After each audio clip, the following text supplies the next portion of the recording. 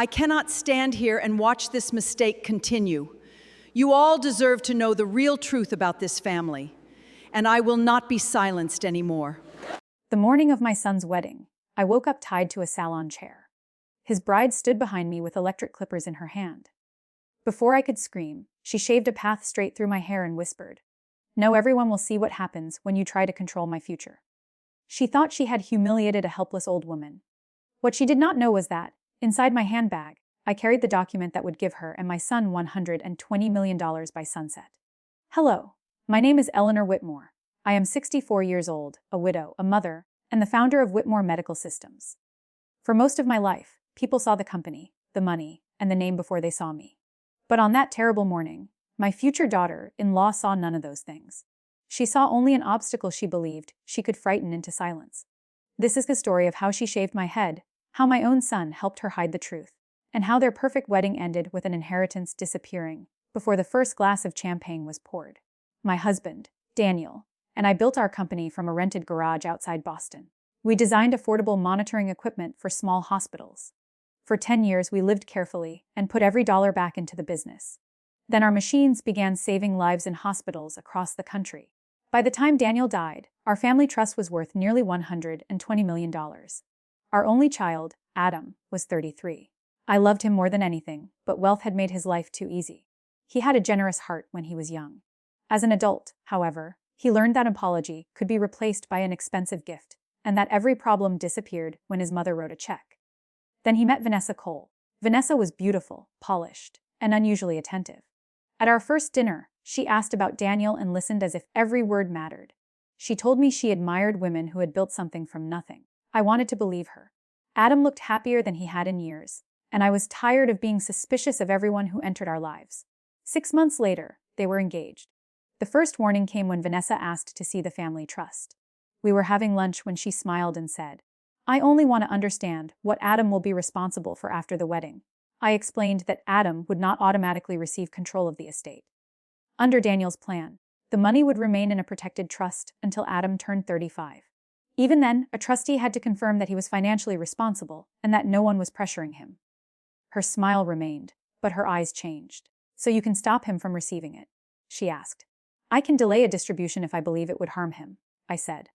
"That protection applies to both of us." Vanessa laughed softly. "It sounds as if you still treat him like a child." Adam stared at his plate. That night, he called me and accused me of embarrassing her. I apologized for making dinner uncomfortable, but I refused to apologize for the trust. It was the final promise I had made to his father. After that, Vanessa changed in small ways. She corrected my clothing in front of guests. She moved family photographs without asking. She began calling me the chairman whenever I disagreed with her. Then money started leaving Adam's personal accounts. In 3 months, he spent almost $2 million. There was a luxury apartment in Manhattan, a sports car, jewelry, and payments to a company called Northlight Image Consulting. When I asked about it, Adam said the expenses were for their wedding and Vanessa's future lifestyle brand. A lifestyle brand selling what? I asked. Her story, he answered. I should have asked whose story she planned to sell. 2 weeks before the wedding, my attorney, Samuel Price, called me into his office. Samuel had been Daniel's closest friend, and he never frightened easily. That day, he looked deeply worried.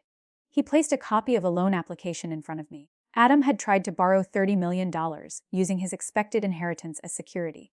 Vanessa was listed as co-owner of the company that would receive the money. The bank had rejected the application because Adam did not yet control the trust. "There is more," Samuel said. The signature beside my name looked almost perfect, but I had not signed it. Someone had tried to certify that I approved the loan. My stomach turned cold. I wanted to call Adam immediately, but Samuel stopped me. If Vanessa had forged my signature, confronting her could cause her to destroy evidence.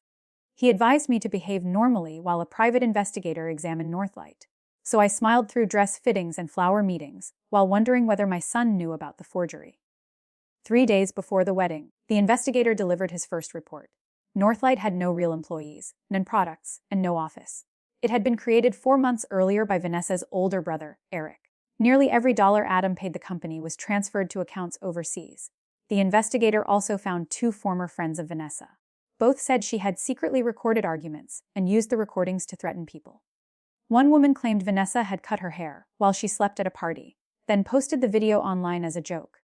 That detail stayed in my mind. I considered canceling the wedding celebration, but the venue and vendors were under Adam's name. More importantly, I still needed to know whether he was a victim or a partner. On the evening before the wedding, Adam came to my house alone. His eyes were red and his hands shook. "Mom, Vanessa thinks you hate her," he said. "Please prove her wrong tomorrow." I reached for him. "Tell me the truth. Did you sign any papers using my name?" His face went pale. For 1 second, I saw the answer. Then he stepped away. "I don't know what you're talking about." I wanted to tell him everything I had discovered, but I needed him to make one honest choice without being rescued. I told him that I would attend the wedding and bring a special gift. That gift was the final distribution agreement. If I signed it with Samuel as witness, Adam would gain control of the entire trust after the ceremony. I had prepared it weeks earlier, when I still believed the marriage might help him grow. Now I carried it for a different reason. I wanted to give him one last opportunity to tell the truth. The wedding was held at a private coastal estate in Rhode Island. I arrived before 8 in the morning, because Vanessa had requested a quiet family breakfast. Her assistant met me at the entrance and said the bride wanted to speak with me in the estate's salon. Inside, Vanessa stood beside a chair. 2 bridesmaids were with her, along with Eric. There was no breakfast. Vanessa closed the door behind me. "Adam told me you questioned him about some documents," she said. "I asked my son a private question." "Nothing is private after today." I turned to leave, but Eric blocked the door. One bridesmaid took my handbag. The other caught my arm. I shouted for help, but music was already playing in the courtyard outside. Vanessa pushed me into the salon chair. At first, I thought she wanted to frighten me. Then Eric wrapped the styling cape tightly around my shoulders, trapping my arms. The bridesmaids held the chair while Vanessa picked up a pair of clippers. "Sign the distribution papers before the ceremony," she said. "Then announce that you are retiring and giving Adam control of the company." The clippers came alive with a sharp buzz. "You care about appearances," she said. "Imagine walking into a wedding with half your head shaved. Everyone will think you had a breakdown. If you cooperate, my stylist can fix it." I looked directly into the mirror. "If you do this, there will be no wedding gift," she smiled. "By tonight, Adam will own everything. You will do whatever he asks." Then she pressed the clippers to my forehead and dragged them backward. A thick section of silver hair fell into my lap. I felt shock before pain. That hair had grown back after the chemotherapy I endured 7 years earlier. Vanessa knew that. I had told her how Daniel brushed it for me when I was too weak to lift my arms. She was not merely changing my appearance. She was deliberately cutting into a memory of the man I had lost. She shaved another strip. One bridesmaid began to cry, but Eric told her to keep holding the chair. That was when the door opened. Adam stood in the hallway. Relief rushed through me. I called his name and waited for him to stop them. He looked at my head, at Vanessa, and then at the floor. "Mom," he whispered, "sign the papers. We can fix your hair afterward." Those words hurt more than the clippers. My son knew. Perhaps he had not planned every detail, but he knew why I had been taken into that room. He knew about the documents, and he was willing to let them humiliate me for the money. Something inside me became completely still. I stopped fighting. "All right," I said. "Give me my handbag." Vanessa switched off the clippers. Eric loosened the cape, and the bridesmaid returned my bag. I removed the leather folder containing the trust documents. Vanessa reached for it, but I held it against my chest. "Samuel must witness my signature," I said. "The agreement is invalid without him. Bring him here." Vanessa believed she had won. She told Adam to find Samuel while her stylist tried to cover the damage. The moment they left, I asked to use the restroom to clean the loose hair from my face. Eric followed me to the door but remained outside. Inside, I locked it and took a second phone from the hidden pocket of my handbag. After learning about the forged signature, Samuel had insisted that I carry it. I called him. "Activate Daniel's emergency clause," I said. He was silent for one breath. "Are you certain?" "Completely. Freeze every distribution. Remove Adam as successor trustee. Transfer the voting shares to the foundation. And call the police." The trust contained a protection clause that Adam and Vanessa did not know about. If anyone used coercion, fraud, or violence to gain access to the estate, I could cancel that person's inheritance and redirect the assets to the Whitmore Health Foundation. Samuel had the evidence of forgery. Now he had my statement and a live recording from the second phone. It had captured every word in the salon. When I returned, I refused the wig the stylist offered. I asked her only to even out what remained. She carefully shaved the rest of my head while tears filled her eyes. "I am sorry," she whispered. "You did not do this." I told her I looked at myself in the mirror. My head was bare, but I did not look broken. I looked like the woman who had survived cancer, buried her husband, built a company, and finally accepted a truth she had spent years avoiding. Adam had mistaken my love for permission. The ceremony began at 11. Nearly 300 guests faced the ocean beneath white flowers and silk banners. When I entered, the crowd fell silent. Vanessa stood at the altar in a designer gown. For the first time that morning, fear appeared in her eyes. She expected me to hide. Instead, I walked down the center aisle with my bare head held high. Samuel walked beside me, carrying the leather folder. Adam stepped forward. "Mom, what are you doing?" "Keeping my promise to your father." Vanessa tried to take control. She faced the guests and laughed nervously. Eleanor had a little accident during wedding preparations. Emotions can be overwhelming at her age. Several guests looked uncomfortable. A few lifted their phones. I reached the front and asked the musicians to stop. "There was no accident," I said. "This morning, Vanessa, her brother, and 2 members of this wedding party held me in a chair and shaved my head because I refused to surrender my family's trust." My son entered the room. He saw what they were doing. He asked me to sign. The silence felt endless. Vanessa shouted that I was confused. Eric moved toward the exit, but 2 police officers appeared at the back of the aisle. Samuel opened the folder. At 9:42 this morning, he announced, Mrs. Whitmore activated the provision of the Whitmore Family Trust.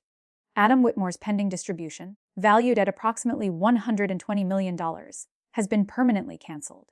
The assets are now assigned to the Whitmore Health Foundation. Vanessa stared at him. "She cannot do that." "She already did." Adam grabbed my hand. "Mom, wait." I was scared. "Vanessa said she would expose everything." "Expose what?" He looked at the police, then at the guests. His secret finally came out in pieces. He had approved the fake consulting payments. He knew the money was being moved overseas. When the bank demanded my authorization for the loan, Vanessa convinced him that copying my signature was only a temporary solution. Later, she threatened to give the documents to the press unless he helped her gain control of the trust. He claimed he had been trapped. I believed that Vanessa had manipulated him. But I also knew she had not forced him to watch while I was restrained. That choice belonged to him. "You could have told me last night," I said. "I thought you would cancel everything. And, this morning, you proved why I had to." Vanessa suddenly tore off her veil and screamed at Adam. She called him weak and useless. Then she turned on me and said the inheritance belonged to her, because she had earned it by pretending to love our family. Every phone in the audience seemed to rise at once. That was the end of her performance. The police arrested Eric for unlawful restraint and took Vanessa for questioning. The 2 bridesmaids cooperated immediately. One gave police a video Eric had ordered her to record. It showed Vanessa smiling as the first strip of my hair fell. Combined with my recording and the forged loan papers, the evidence was overwhelming. No marriage certificate was signed that day. In the weeks that followed, Vanessa was charged with assault, coercion, fraud, and conspiracy. Eric faced similar charges. Their overseas accounts were frozen. One bridesmaid accepted a reduced charge for testifying. The other had tried to leave before the shaving began, and the video supported her statement. Adam was not arrested for the assault, but the forged financial documents placed him under investigation. He eventually pleaded guilty to fraud-related charges and received probation, community service, and a large financial penalty. He lost his position at Whitmore Medical Systems and every claim to the trust. Many people told me I should forgive him immediately because he was my only child. They misunderstood me. I did forgive him, but forgiveness did not mean returning the weapon he had used against me.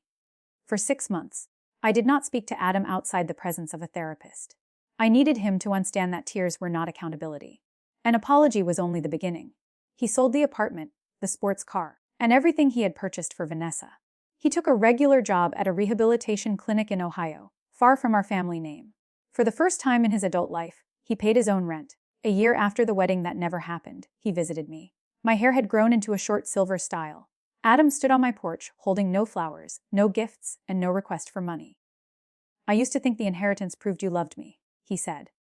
"Now I understand it was the thing that kept me from becoming someone worthy of your love." I did not tell him everything was repaired. It was not, but I invited him inside for coffee. The $120 million remained with the foundation. It funded mobile cancer screening clinics, rural hospital equipment, and support programs for patients who lost their hair during treatment.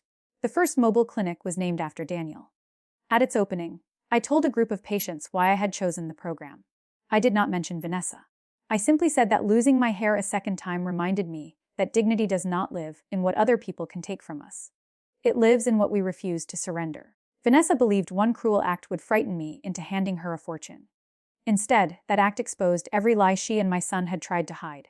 She took my hair for one morning, but she lost the future she had spent years trying to steal. And my son learned the most expensive lesson of his life: an inheritance may be given by love, but it can never replace character. That is why, when people ask whether I regret canceling the $120 million, my answer is always the same. I did not take my son's future away. I took away the money that was preventing him from building one.